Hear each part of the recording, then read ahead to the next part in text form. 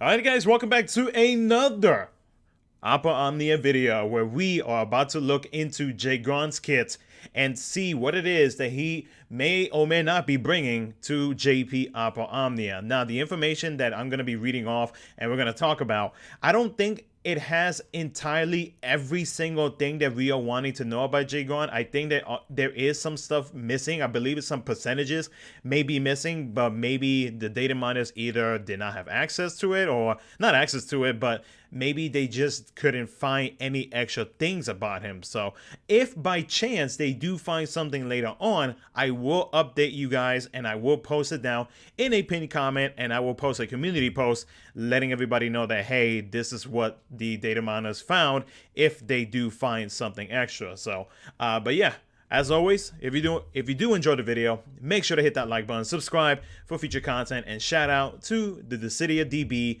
Rem, and Azura Lane player for providing these translations and the information that they found from the data download last night. So first things first is the gimmick for Jegran'S. So the gimmick says that it applies a special effect, which is the crystallized, which is a defense down effect to the enemies. When the crystallized reaches level 3, because he does have a stacking mechanic, we learned that yesterday, it triggers the crystal fist at the start of Jegran'S next turn. So maybe this is like a one-time follow-up attack. Maybe this could be a normal follow-up attack, but we know that his stacks goes down after something that we talked about, or that I mentioned in one of the previous videos that I uploaded, because I uploaded like a bunch of videos. So and there's still more videos to come with everything that we have learned today and from what the data miners has found. But we'll talk about that once we get into the other ones. Next up is going to be his Crystal Fist attack, which is a 4 hits AoE melee brave plus HP attack dealt twice. The brave hits do ignore defense, and it is a split AoE HP damage. 180% stolen brave overflow, 50% brave back. I'm assuming that is after the first HP attack, and then it dispels crystallize. Okay, so it's just a one-time I guess like a follow-up attack that it does once he reaches 3 stacks. So that's interesting. His skill 1, which is called Shinku Giri, it has 9 uses, and it is a 3 hits melee brave plus HP attack dealt twice. Increases the brave damage to the crystallized target, and I guess I'm assuming the target, because it doesn't seem like it doesn't really indicate that is for everybody. So for the purpose of this video, and I'll let everybody know if it changes, we're gonna focus on just one target.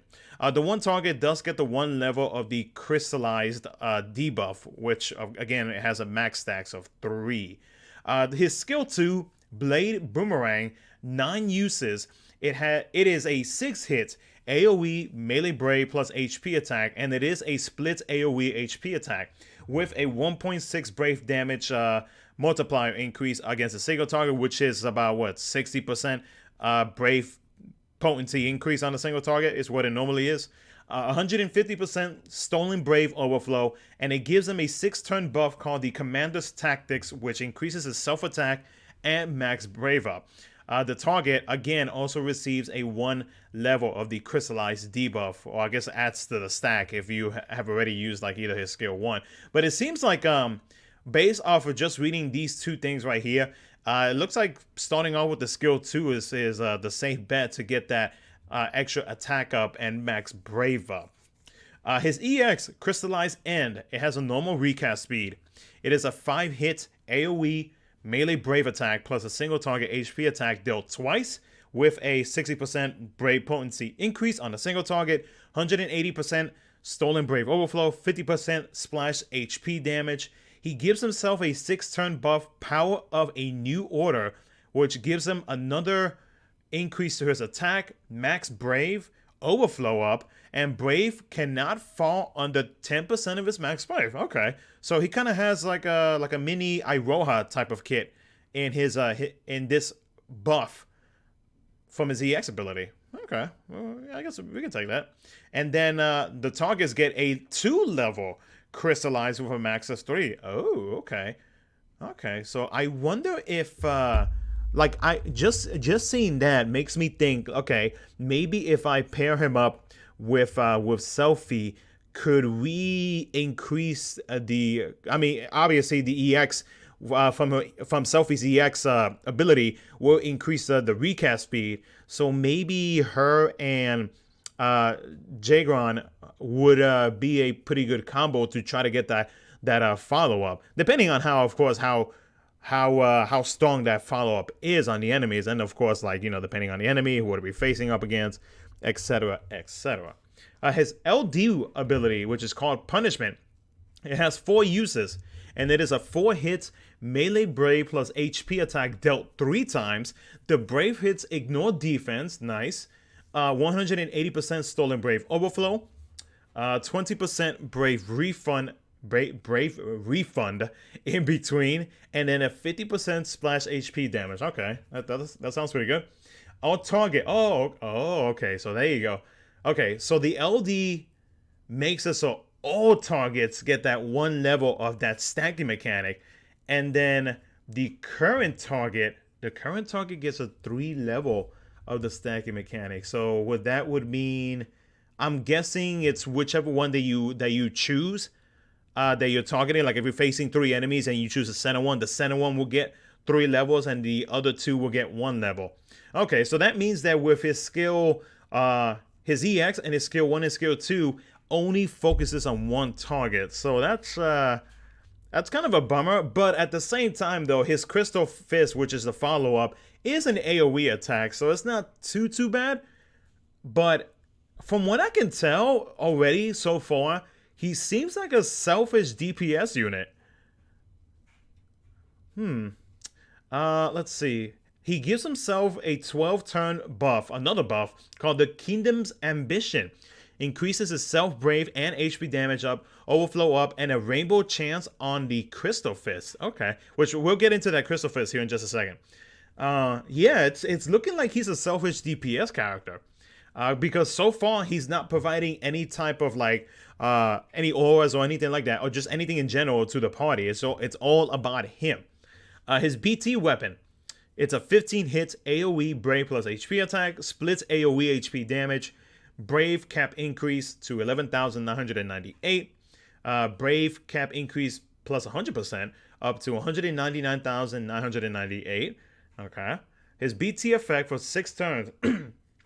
He gives himself the crystal.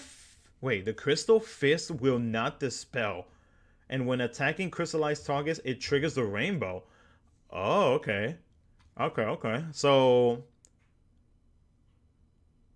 So what that means is it's almost like you're getting a free free of his follow his Crystal Fist attack. That's pretty much it. It's like it's like a follow, kind of like think of Noctis with his BT follow up. That's pretty much what he's doing right here.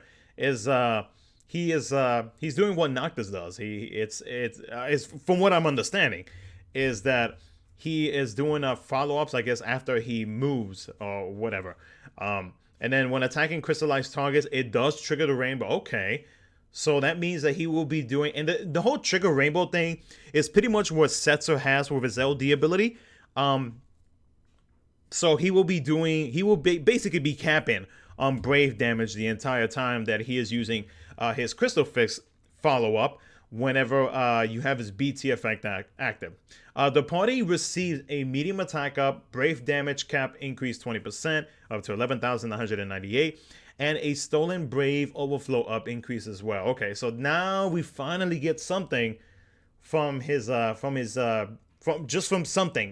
kit, but still, like, he's still a very selfish DPS, which, I mean, there's nothing wrong with that, I mean, you want to have your DPS character, you can have your 2 supports, you can have a support, a tank, a DPS, just depends on the team comp. But there's nothing wrong with being a selfish DPS character. His BT plus, at 0 out of 3, his BT attack, excuse me, becomes a 10 hit times 2, and then an HP attack. Brave cap increase up to 24,997.